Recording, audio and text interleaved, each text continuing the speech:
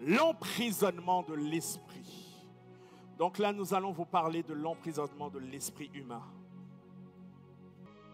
La chair est l'hébergement du démon. Comment procède le démon pour emprisonner l'esprit de l'homme? L'esprit impur rôde autour de l'homme, trouve une faiblesse charnelle et l'exploite en incitant la chair à l'excès. C'est ce qui lui donne le droit d'entrer, de siéger et d'emprisonner l'esprit de l'homme. D'accord? Vous connaissez tous 1 Pierre 5 qui dit que le diable est comme un lion rugissant qui rôde autour de l'homme. Cherchons cette faille. Eh bien, c'est de ce passage que nous allons parler. Du coup, que faire? Renoncer aux faiblesses charnelles. Pourquoi? Pour ne pas commettre l'irréparable. Parce que le but du démon, lorsqu'il est entré par la porte du péché, il faut savoir que le péché donne accès au démon, d'accord? Lorsque le démon est entré, ou que le démon est autour, parce que le démon peut manipuler de l'extérieur comme de l'intérieur. Lorsqu'il entre, d'accord, son objectif, c'est nous posséder, siéger, faire des ravages en nous, pour nous amener à commettre l'irréparable. Et ensuite, il nous lâche. Je vais vous montrer un exemple dans la Bible. Judas était une personne qui aimait l'argent. Combien de chrétiens j'ai entendu du haut d'une chaire avec un micro en disant « J'aime l'argent ». Tu ne sais pas combien de démons sont entrés en toi.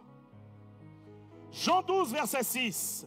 Il disait cela non qu'il se mit en peine des pauvres, mais parce qu'il était voleur.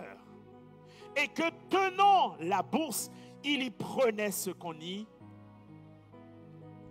Donc nous voyons que Judas était d'abord un voleur, était d'abord une personne qui avait une faiblesse. Il aimait l'argent. C'était ça sa faiblesse charnelle. D'accord? Sa faiblesse l'a amené à pécher, c'est-à-dire à faire l'action. Vous vous souvenez de l'activation de la foi cérébrale? À faire l'action de prendre l'argent dans la bourse. Ça veut dire que, en d'autres termes, dans l'église, la collecte de l'église, certains mettent la main dedans. Est-ce que vous voyez la malédiction que ça représente? Eh bien, c'est ce que Judas faisait. Et parce que Judas avait cette faille, qu'est-ce qui s'est passé dans Luc 22? Or, Satan entra en Judas. D'accord?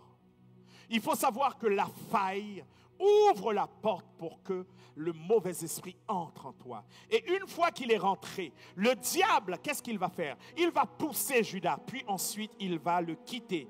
Après quoi? Après l'avoir utilisé pour commettre l'irréparable. Matthieu 27, verset 3, il dit « Alors Judas, qu'il avait livré, voyant qu'il était condamné, se repentit et rapporta les 30 pièces d'argent aux principaux sacrificateurs et aux anciens. » Mais c'était trop tard. Amen. Il s'est repenti.